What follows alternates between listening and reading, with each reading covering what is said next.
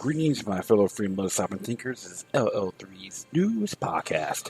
My name is Craig, transmitting from the beautiful swampy mangroves of South Florida. And today's date, Monday, May 29th, 2017. Happy Memorial Day for everyone out there. If you're celebrating, do it with honor by paying homage to the fallen ones that fought what they believed in. And it really doesn't matter where you're from. So definitely do that salute to them. And like I said before, even to the Confederacy sons and the relatives of the Confederate members of the Confederate soldiers. And I know I'm tumbling here. Sorry about that. To pay tribute to them as well for their views. Because they try to look at the whole thing like they're all wicked, evil, and so forth. And the name of tyranny by censoring that particular heritage. Which I censure dearly. Just another example. Yes, and I am at CJ's Java Lounge once again, located at 400 Southwest 1st Avenue, along the beautiful New River of Fort Lauderdale. Southwest section of the Andrews Avenue Bridge. Yeah, so just been mellowed out. Hot as usual, but that's okay. And of course, looks like they're making a big stink about Tiger Woods arrested for DUI. If it was someone like you and I, we'll be in the back burner somewhere, But he's a celebrity. Oh my goodness, what's gonna happen to him now? I'm just wondering if they actually blew in or not. Because in the state of Florida, I think it's under Section 318. I don't know the area by heart, but I do recall saying that if you get arrested for under the influence, they have to give you a chemical or breath test. They can't just give you a breathalyzer. All right, they have to say, how do you want to take the test? Blood, urine, or breath? They just give you a breathalyzer without giving you addressing those options. That could be a technicality. Plus, if the breathalyzer reads indifferently, when's the last time it was sterilized? And have to have the logs, like documentation. They have to have all those merits to make you guilty. Because I know these stupid commercials from the National Transportation Board talking about, say, there's an NTSB, talking about the whole you booze, you lose. The whole thing is trying to program you. I'm saying you're guilty until proven innocent. That's the name of mind control. And I'm not condoning being under the influence when driving. Okay, just make that very clear. But the fact is this. You're innocent till proven guilty, not the other way around. This is why, in my personal view, I see these calendar calls they have at in the court dates. They don't have a trial; they have a calendar call. Oh, see if you check in like a good little boy and girl, a little minion, a little number. Regardless, this is just an example. I'm addressing here. As far as I'm concerned, you have the right to a fair trial with the jury of your peers. Period. Don't let these scumbags in the system deprive you. They are a bunch of vampires in this particular institution. And their goal is to have a track record. They don't give a damn about justice. I'm not saying not everyone in there are bad, but I can tell, I know for a fact, I see this a lot.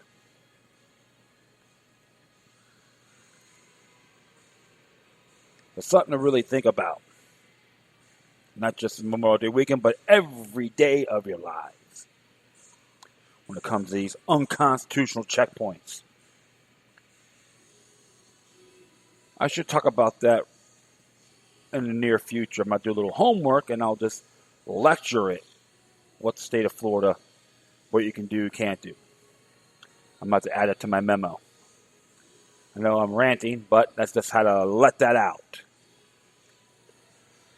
Well, speaking of tyranny, corruption, government knows best.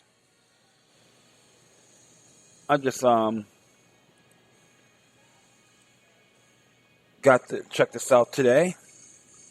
I was going through the NewsBud site, and I saw a few articles that are very interesting.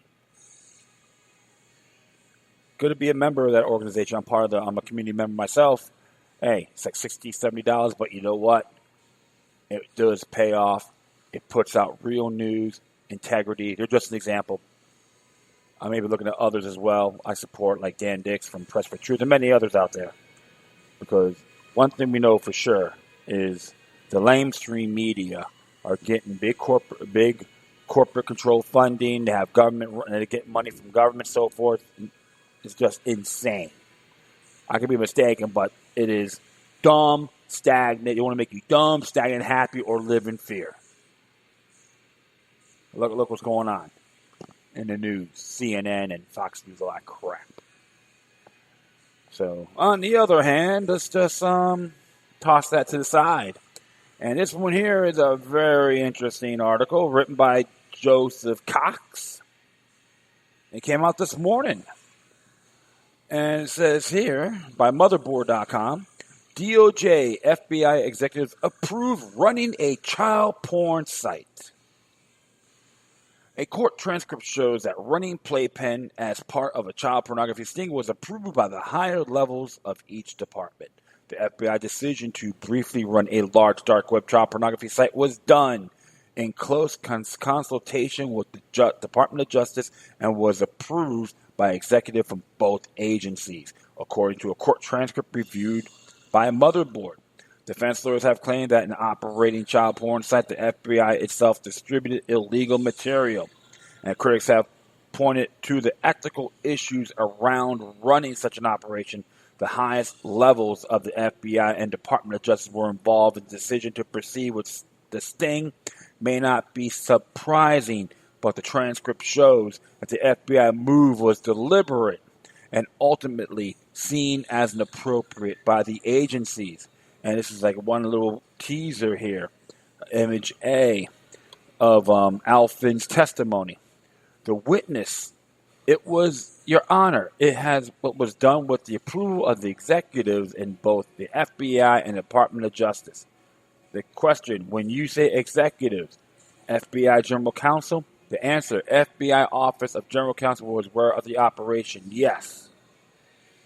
It was done with the approval of the executives in both FBI and Department of Justice. FBI Special Agent Daniel Alfin, who worked on the investigation dubbed Operation Pacifier, said it was evidentiary hearing late last year, according to the transcript, which you can get on documentcloud.org, which is a link for that. It's 79 pages long. So if you want to read this, I recommend you do. Because I'm like browsing through it right now as we speak.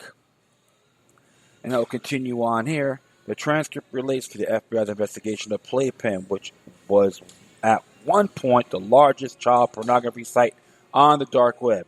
In February 2015, the FBI seized the site. But instead of shutting it down, it decided to run it from a government facility for 13 days. During this time, the FBI deployed a network investigative technique, NIT, the agency's term for a hacking tool, in an attempt to identify Playpen's users. Specifically, the NIT was comprised of a Tor browser exploiter based on a non-public vulnerability and malware designed to identify users' real IP address and grab some basic information.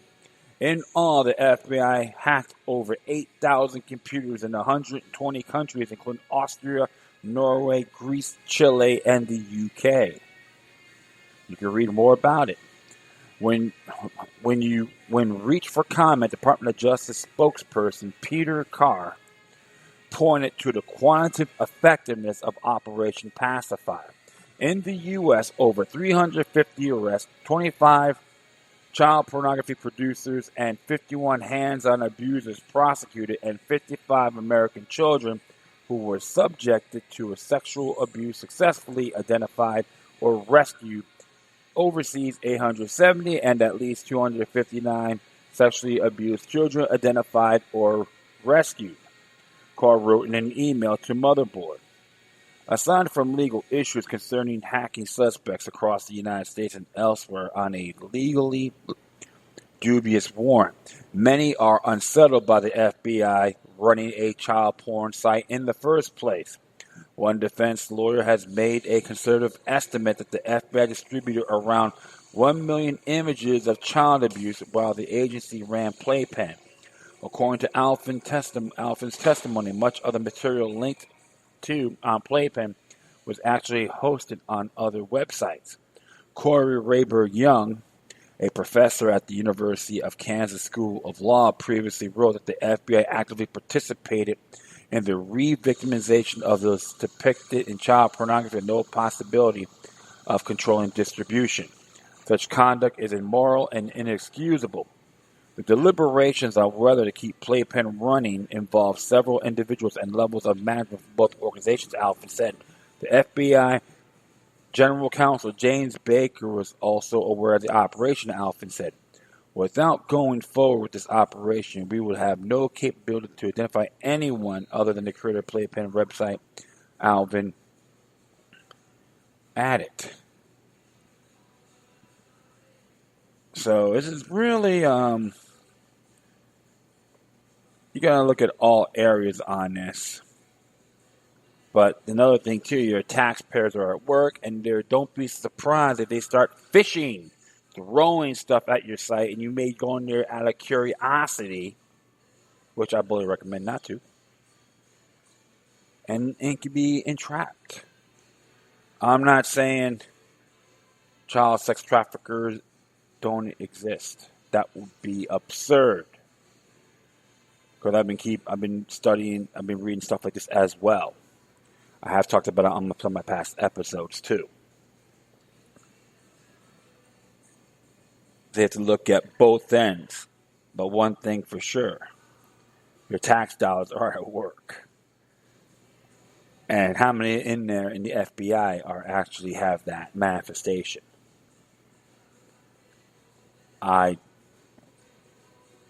You'd be surprised, my friends. Like, damn me do, damn me don't. But you have to look at everything across the board.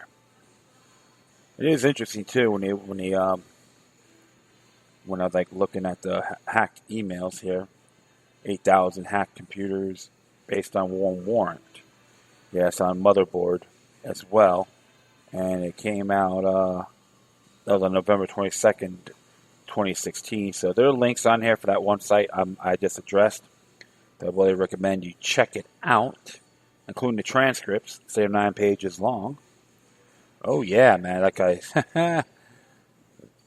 It's a really touchy subject. All right, this is one thing I noticed. It's a way of getting anything without a warrant. So how far can this go? That's the question people got to really look at. Think about. It could be someone you love, maybe could be entrapped by this. And you got a bunch of sick bastards out there. No arguments on that at all. And it was interesting because it says here, it was, this case, 78 pages long. It was in the U.S. District Court of Massachusetts, October 14th, 2016. So it's all written right here. You definitely you can look at it for yourselves.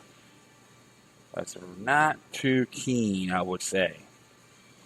So you folks out there, I recommend you get yourself like a block ad, so you don't get sites like that. Do some good filtering, because there's times they may leak in there and then trap you also.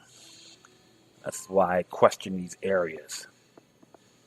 So, all right. Well, enough of that. I could be probably here all day. and bore you to death. Yeah, this one here came from Heritage.com. Came out today, or yesterday to be exact, by Amara Hass.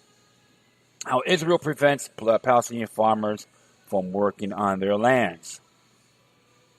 A month-long strike ended this week when the civil administration agreed to re-examine procedures concerning access to farmland beyond the West Bank separation barrier. Have the reason for a strike really disappeared? Time will tell.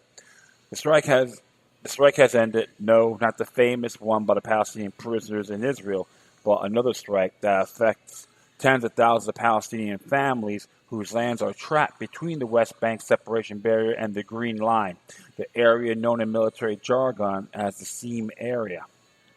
In late February, the Palestinian Liaison Committee and Kuala Tolkam, Salfit, and Yenin stopped submitting requests to Israel's liaison office from Palestinian farmers seeking permits to enter their lands. They continue submitting other permits requests.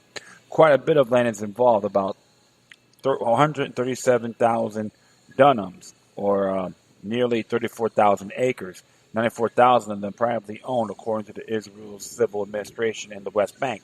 But new regulations and new interruptions of existing ones have reduced the land Palestinians are allowed to work. Since the late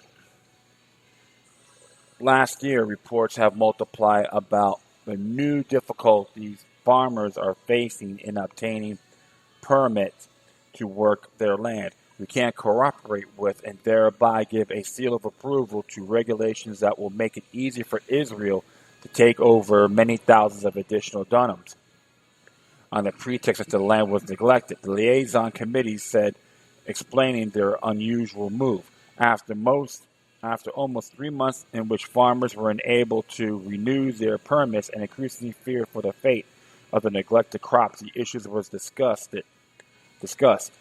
last Tuesday by Civil Administration Head Brigade General Avat Ben-Hur and the Palestinian Authority's Deputy Minister for Civil Affairs, Amon Quandil. Various other people from both sides were present, and one of the Palestinians understood that in exchange for the immediate renewal of the committee's work, the regulations would be frozen until June 15th. During that time, Ben-Hur will consider them. We'll hope for the best. Civil administration isn't calling it a freeze, but an examination of several issues relating to regulations governing to the Seam area. This strike surprisingly has made no waves beyond the farmers and their families, even though it affects the future of the entire Palestinian public lands reserves. Perhaps it isn't surprising, though, because since October 2003, Palestinians have had no freedom of movement in this area. That's when Major General Moshe Kaplinsky, commander of Israel's forces in the West Bank, issued a closure order for the entire Seam area. Israeli citizens, residents, people eligible to immigrate to Israel under the law of return, that's what the order says, and tourists can enter this area freely. Only Palestinians need permits to enter their lands and houses, and they can't enter for any purpose other than work or residence. See, and I'm going to continue on here. So I see a lot of double, bias, very biased, policies here. And since 2009, the Civil Administration has published its booklet of standing orders for entry permits to Seam area every few years, and not just to farmers. To enable implementation of this order, in February, the fifth version was issued. Its combination of new regulations and new interpretations of existing ones cause alarm bells to ring. One eviscerates the Palestinian tradition of families working the land collectively. Instead, the civil administration effectively forces families to artificially divide the land among their heirs after the father dies, even if they would rather treat it as a collective property, with some actual work in the land, others paying for the tractor, seeds, or tools, and still others marketing the produce. Dividing the land takes time, especially given the dual Israeli and Palestinian bureaucracy. It costs money, fees, etc., and could spark disputes. This order was first introduced in 2014 from conversations with farmers. At the end of 2016, it made clear that some of them have already followed it. The Palestinian liaison committees apparently didn't immediately grasp how ominous it was. New written rule. All right, so that's what we had to say here. But here is the trick, an interpretation that doesn't appear in the booklet. In the second half of 2016, someone in the Israeli liaison office, part of the civil administration, seemingly decides that a plot less of 5 dunams doesn't need more than one person working it. Therefore, entry permits will be given only to the registered landowner, even if he's elderly, ill, or has another job.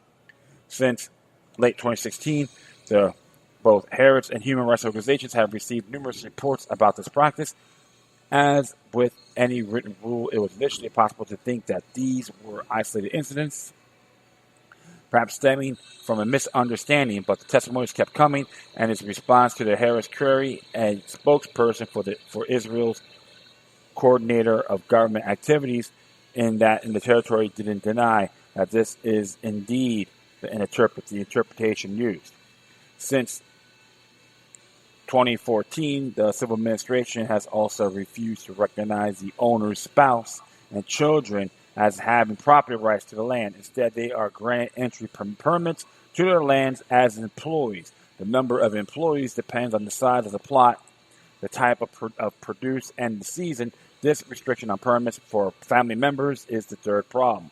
According to the civil administration data, 5,075 permits were given to farmers in the same area in April 2016. This April, there were 5,218 registered landowners. The increase presumably stemmed from people who obeyed the order and split their land among their heirs. In contrast, the number of permits of agricultural employment fell from 12,282 in April 2016 to 9,856 this April. That decline might be partially attributed to the strike, but it was also supports what farmers have told Harrods and the Masham Watch anti-Occupy NGO. Fewer and fewer family members are getting permits as employees. The rule that intensified the sound of the alarm appeared for the first time in the latest rule book. It says no permit will be granted for plots smaller than 330 square meters because there is no sustainable agricultural need for such plots. So while the civil administration is forcing families to divide their land, it also says that there is no sustainable agricultural need for small plots. However, how long before families discover they have a collection of small, unsustainable plots and therefore aren't entitled to enter their land and work for it? For all of these reasons, the Palestinian liaison committees declared a partial strike. Thus, anyone whose permit had lapsed, they are good for 1 or 2 years, couldn't renew it. A week ago on Saturday, before Ben-Hur's meeting with Quindel, Colgat's spokesperson told Hertz and that Ben-Hur had authorized Israeli liaison offices to receive permit requests directly from farmers with plots of 5 dunams or more. Lawyer Ala Maranjana, who is representing several farmers from Quaquilia on the PA's behalf, said the 5 dunam threshold in this decision confirmed that plot size rather than property rights had become the decisive factor in issuing permits. Slippery slope.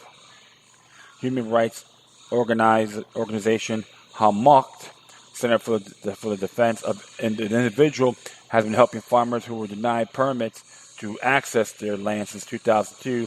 Usually, the civil administration subordinate to Colgat retracts its refusal following Hamocht's intervention, including petitions to High Court of Justice. But not everyone knows about Hamocht. It lacks the resources to handle tens of thousands of cases, and it is not Hamocht's job to do others' duties for them. Lawyer Yadin Elam has handled all of Hamocht's high court petitions on the issue. Back in January, he wrote to Ben-Hur about the problems in the draft of the latest standing orders booklet and its interpretations. He warned of the slippery slope of harsher rules for granting permits and harsher implementation contrary to the state's promise to the High Court that the harm caused to farmers would be minimal. 7 years after the first rule book was issued, it seems someone decided to reread the rule book and interpret every rule in the most harmful way he could imagine, Alam wrote. He cited the 5 Dunham threshold as well as the petty bureaucratic foot dragging that getting a permit entails, resulting in lost days of cultivation. Even for an Israeli lawyer, the rules are very hard to understand, Alam wrote. Moreover, the rule book is published only in Hebrew, so those living depends on it can't actually read it. How sweet it is, right? Oh, yeah. His letter was also sent to the legal advisor for the West Bank, Colonel Ella Telanano, and the civil administration's ombudsman, Lieutenant Bar Nearani.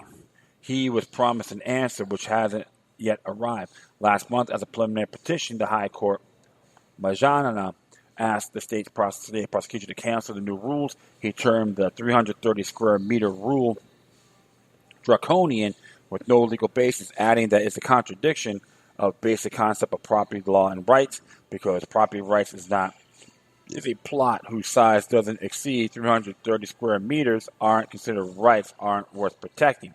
De facto, this rule creates a new fundamentally different property system that applies to 2 different national groups under the same regime, with all that implies, he wrote. The answer he had received was similar to Gogat's response to Harrod's last Saturday. Due to clear security considerations, it is necessary to restrict freedom of movement on the side of security barrier facing Israel. The civil administration ascribes importance to realizing Palestinian farmers' property rights of accessing their land. Kogat also told Harris that the new rulebook is meant to provide an optimal solution for residents who need entry permits to the Sassim area while upholding security needs and preventing abuse of permits. There are no barriers up to one family member working several agricultural plots for his relatives, rather because the latter are abroad or in order to create agricultural need by combining plots. But to do so, the application must present a power of attorney from the landowner. Jumping through hoops.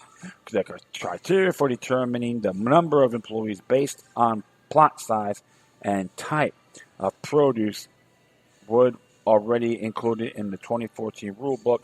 It continued with the proviso that requests to bring in more relatives that allotted quota would be considered be the head of the district liaison office. The 2017 rulebook defined the term agricultural need based on agricultural staff officers' professional opinion to ensure uniformity in considering these requests. The rulebook states that agricultural permits won't be given for small plots not exceeding 330 square meters. This rule can be broken if evidence is presented that despite the plot's smallness, there is a real agricultural need. In case there is no agricultural need, landowners can request a permit for personal use. Personal use permits, however, are one-time, can't be automatically renewed. Hundreds of farmers are now waiting in line at Palestinian liaison offices with permits renewal requests to be forwarded to Israeli bureaucrats. Have reasons for the strike will disappear? Time will tell. Yeah, more of saying, government, please, can I have permission to clean my butt? That's how I gotta look at it. So it's a real shame that's what's going on over there, my friends. I'm not too keen on this, with all due respect, but it's nothing new at all. So, and I know too that they're very, I would say, constitutionally biased on this scenario. So you have to really always look at the bigger picture on this, and it is a real turnoff, with all sincerity. So yeah, that's by Harrods, of course. Let me just see here. Try to get a. Awesome. Okay, I got that. Good. Yeah, try to get this done accurately as possible. So of course they want you to subscribe. Go figure. So no big deal. I'll just take that off. I'll just leave the print version on here. Print page version. You can folks to read it yourselves. Yeah. I know in their Constitution, if I'm correct, they could be pretty biased as well. So, a lot of stuff going on here, my friends. It's nothing new at all. But it is a real shame when you hear all this stuff and they want to make it difficult for everybody else. Let's see here.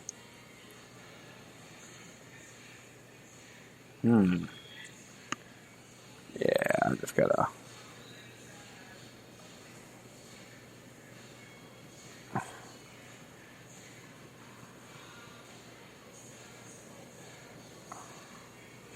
Oh, yeah, that's the Constitute Project. That's the name of the site. I got that on there. Yeah, because the Constitute site, constituteproject.org. You have all the constitutions of the world. You can look it up. I'm going to add that to the memo here. I should have taken more of the initiative on looking at Israel's constitution. But it's very, like I said, they're very biased.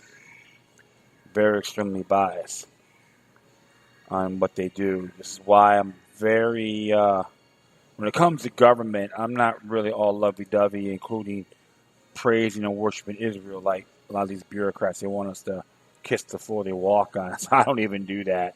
I'm definitely going to add that to the memo in good faith. And I like what it says here on I'm trying to see here. Maybe back. Okay, cool. I just I'm looking through here right now. There's this thing called the Basic Law of Israel. All right, this is under Israel lands in that you got enacted in 1960. And it's interesting. It says here, one, prohibition of transfer of ownership, and it says here the ownership of Israel lands and being the lands of Israel, the state and developed authority of the Quran came and let Israel shall not be transferred by either sale or in any other manner. And it's here about permission by law. Section 1 shall not apply to classes of lands and class transactions determined for as proposed by law. And it says here about definition. In this law, lands means land, houses, buildings, anything permanently fixed to the land. So it's really like I could say real touchy issue for sure. So you have to add, so the whole thing on property rights is actually a privilege. Okay, it's a privilege, not a right. So that's why, like, under the basic law of Israel, no such thing as property rights, but privileges. That's what I read so far. So I'm going to add that to the memo on this whole ordeal. If people are familiar with Israeli laws and so forth, the basic law. Hey, don't be shy to send it to me as well. That'd be great. So I'm definitely gonna put that in there on basic law. So I'm gonna add it to it. All right. One more thing here. It's I'm gonna be focusing on will be alternative energy. What is really behind the assault on Tesla factory? Safety? By local.org. It says here. Fronts representing Big Oil and Big Auto are spearheading our widening PR campaign targeting the electric car manufacturers and alternative energy company Tesla.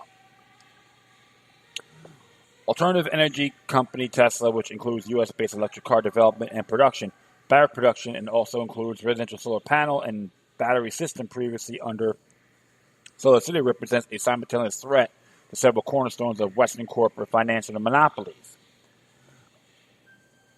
Openly seeks to replace Big Oil and Big Auto. It was only a matter of time before Tesla co-founder CEO and product architect Elon Musk attracted the negative attention of both these deeply rooted and corrupt industries. All right, so the genuine enthusiasm for Tesla and its product versus for the media, paid for media campaign to obstruct or even reverse Tesla influence on energy and transportation has been a seesawing battle unfolding just beneath the surface. More recently, attempts to further complicate Tesla's U.S.-based manufacturing facility in California has been spearheaded by the United Automobile Workers, an organization that attempts to pass itself as a labor union. Part of the campaign has included several investigations carried out by both corporate media and various organizations like WorkSafe and an AKnewGod organization claiming to advocate workplace safety, which recently published a report regarding worker safety at Tesla's California factory. The report was widely promoted across the corporate media in what appears to be a concerted attempt to single out and undermine Tesla. All right, and it says here, attempts to ascertain WorkSafe's affiliations and funding yielded only an ambiguous disclosure on its website stating WorkSafe is allied with an advocacy group, scientists and academic experts, unions and labor activists, diverse working communities like a nail salon, technicians and the car wash workers, environmentalists, legal aid programs, and you. All right, so interesting little statement there.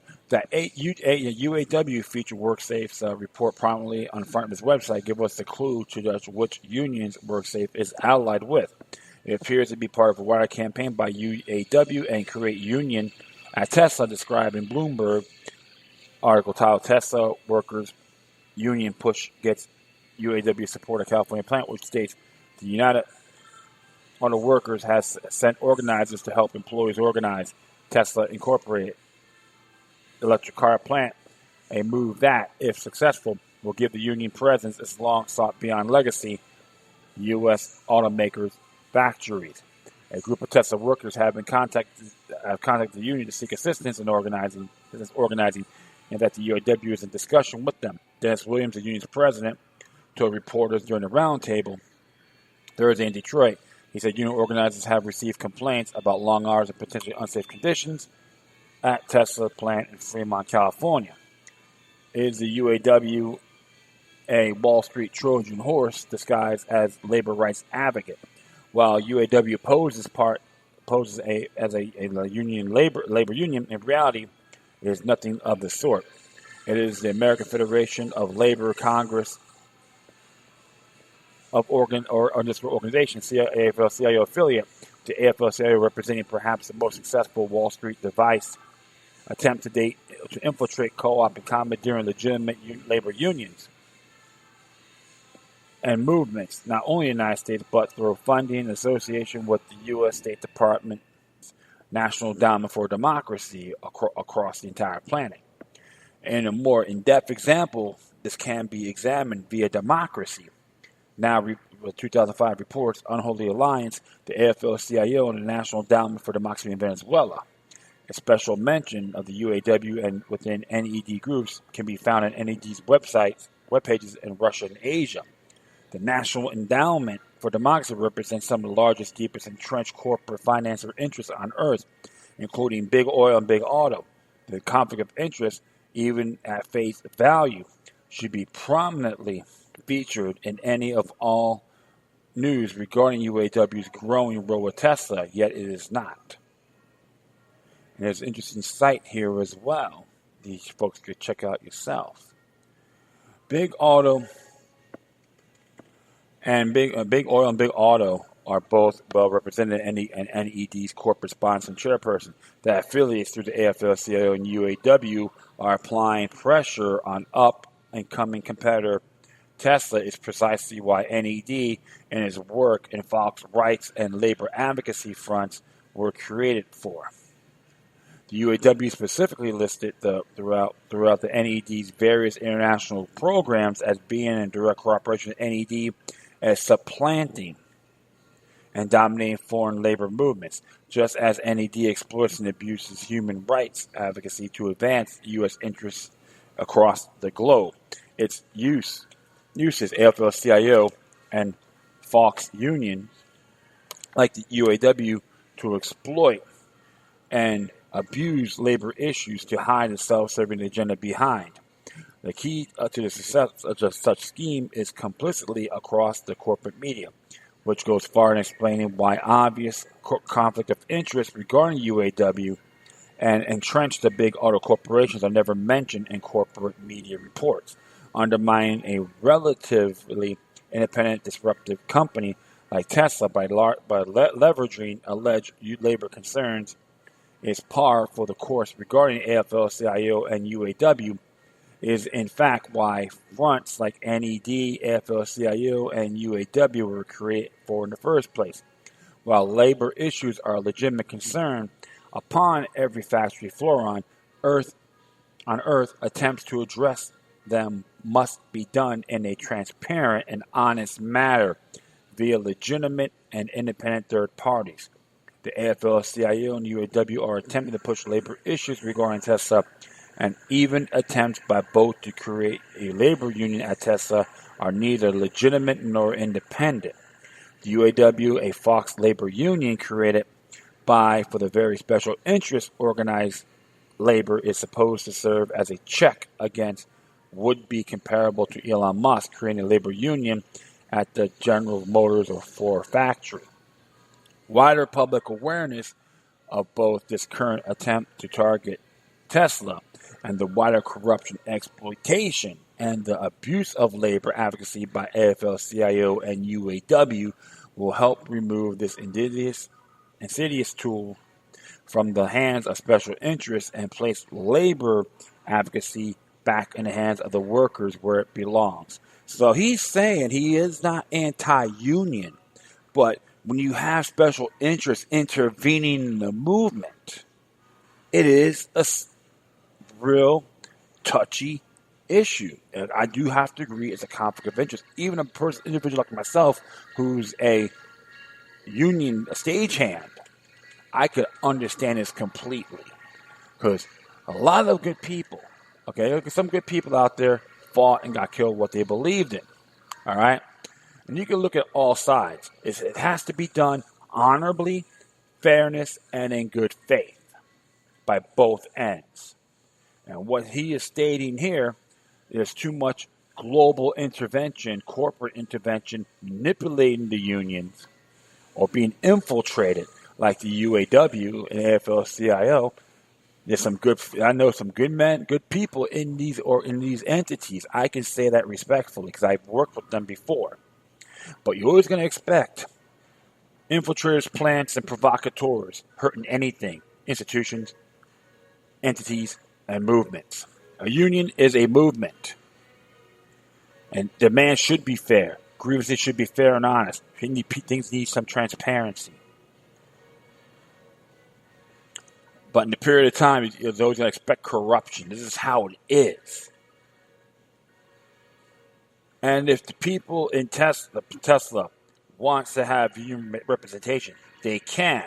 But it has to be on their own terms, not under the NED, the AFL-CIO, or the UAW, because they're all being infiltrated. But it has to be all in good faith and know their rights, especially under the Landrum-Griffin Act. Of course, if you go on these, become a member, be represented by the UAW, you're entitled to get their bylaws, study that, and study the Landrum-Griffin Act. They can't say no. Okay? And I know how it is being screwed around, being deprived, and all that, because I stand for what's right.